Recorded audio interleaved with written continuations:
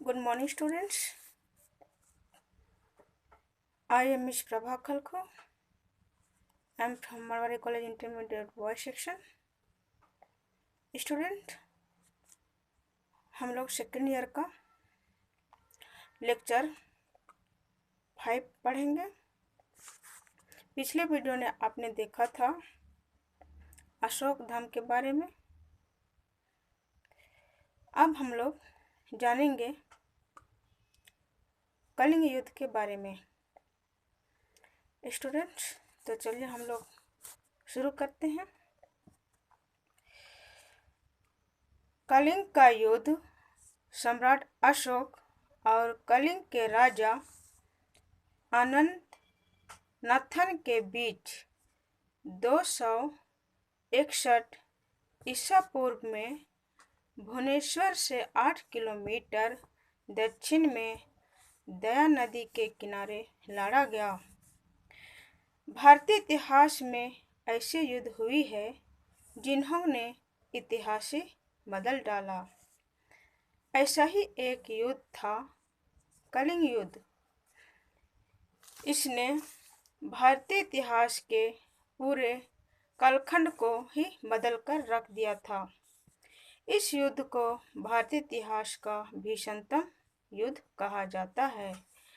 चक्रवर्ती सम्राट अशोक ने अपने राज्य अभिषेक के 8वें वर्ष 261 ईसा पूर्व में कलिंग पर आक्रमण किया था, लेकिन विजय उसकी आखिरी विजय थी। युद्ध की विशाल लीला ने सम्राट को शोकाकुल बना दिया और वह प्रायश्चित करने के प्रयत्न में बौद्ध विचारधारा की ओर आकर्षित हुआ। लेकिन कलिंग युद्ध ने अशोक के हृदय में महान परिवर्तन कर दिया। उसका हृदय मानवता के प्रति दया और करुणा से उद्वेलित हो गया।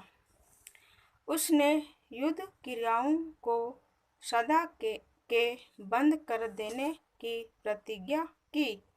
यहाँ से आध्यात्मिक और धर्म विजय का युग शुरू हुआ। उसने बौद्ध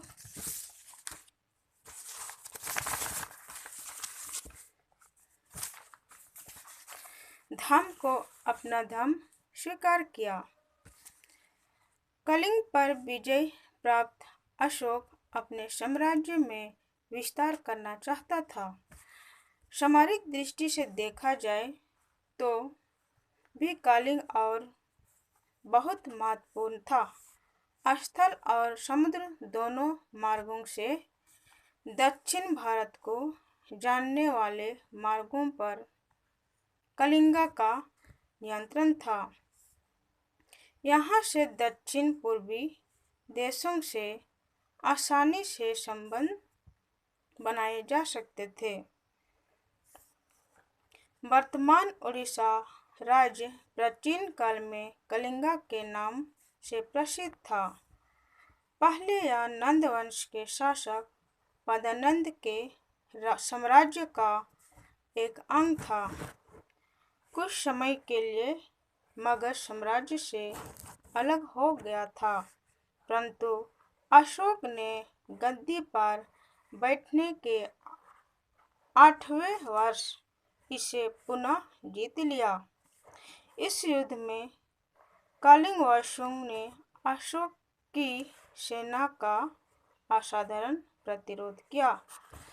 कलिंग के 1 लाख व्यक्ति मारे गए, 1.5 लाख बंदी बनाए गए और इससे कहीं अधिक संख्या में युद्ध से हुए विनाश को देखकर अशोक युद्ध के बदले धर्म विजय की ओर प्रवृत्त हुआ था। ओलगिरी स्थान पर जहां अशोक की सेना का शिविर था और बाद में जहां उसने बौद्ध धर्म की दीक्षा ली थी, अब एक आकर्षक स्तूप मंदिर और शिलालेख विद्यमान है। आगे की शताब्दियों में कलिंग ने अनेक परिवर्तन देखे। कभी खारवेल यहाँ के शासक बने तो कभी यहाँ गुप्त साम्राज्य में मिला। 6वीं से 7वीं शताब्दी में थोड़े समय के लिए यहाँ की सत्ता हर्षवर्धन के हाथों में भी रही।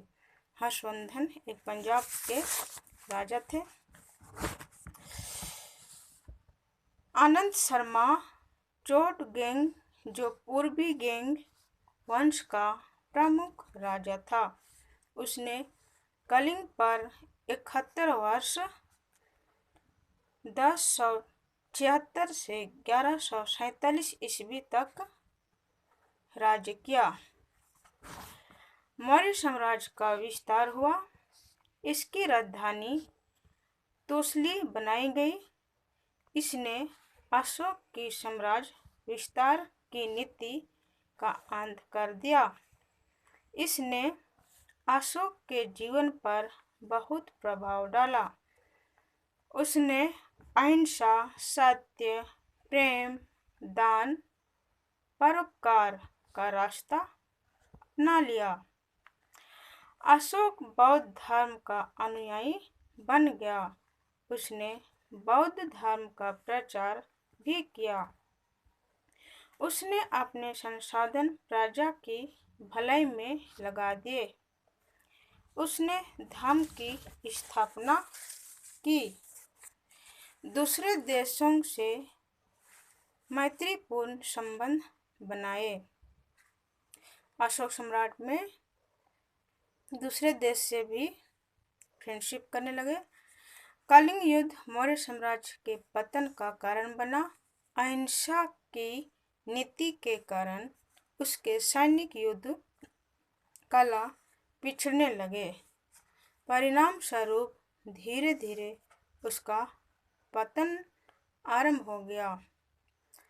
स्टूडेंट, यहाँ पे जब अशोक ने धर्म की मार्ग अपनाया तो उनका जो साम्राज्य था और सैनिक का जो प्रैक्टिस था तलवारबाजी का, वो धीरे धीरे कम होने लगा और सैनिक भी कमज़ोर होने लगे और अशोक सम्राट का राज्य भी धीरे धीरे समाप्त होने लगे। स्टूडेंट्स, और एक ध्यान दीजिएगा, एग्जाम्स में कलिंग युद्ध के बारे में हमेशा आता ही है, तो आप लोग इसको ज़रूर पढ़िएगा। और क्वेश्चन ऐसा आता है, कलिंग युद्ध का अशोक पर क्या प्रभाव पड़ा, इस टाइप का क्वेश्चन आएगा, शॉर्ट में भी और लॉन्ग में भी, तो आप लोग इसको ज़रूर पढ़िएगा। इसलिए कि कहे कि जब भी मैं देखी हूँ क्वेश्चन में तभी से अशोक के बारे में कलिंग युद्ध का आता ही है। तो आप लोग ध्यान से पढ़िएगा और समझ के पढ़िएगा कि किसके बारे में क्या बोला जा रहा है। आप लोग समझ रहे हैं कि मैं क्या बोल रही हूँ। हम लोग फर्स्ट में पढ़े थे कलिंग का युद्ध, सम्राट अशोक और कलिंग के राजा जो कलिंग थे और कलिंग राज्य के राजा अनंतनाथ और अशोक सम्राट के बीच कलिंग का युद्ध हुआ। कौन सा ईसा पूर्व में, तो 261 ईसा पूर्व में। और कितना दूरी में, यहाँ पे दिया हुआ है, भुवनेश्वर से 8 किलोमीटर दक्षिण में दया नदी के किनारे युद्ध लड़ा गया। और इसी युद्ध के कारण अशोक का जो हृदय था वो परिवर्तन हो गया। लेकिन परिवर्तन क्यों हुआ? क्योंकि उन्होंने 1 लाख व्यक्ति को खून से लथपथ कर दिया।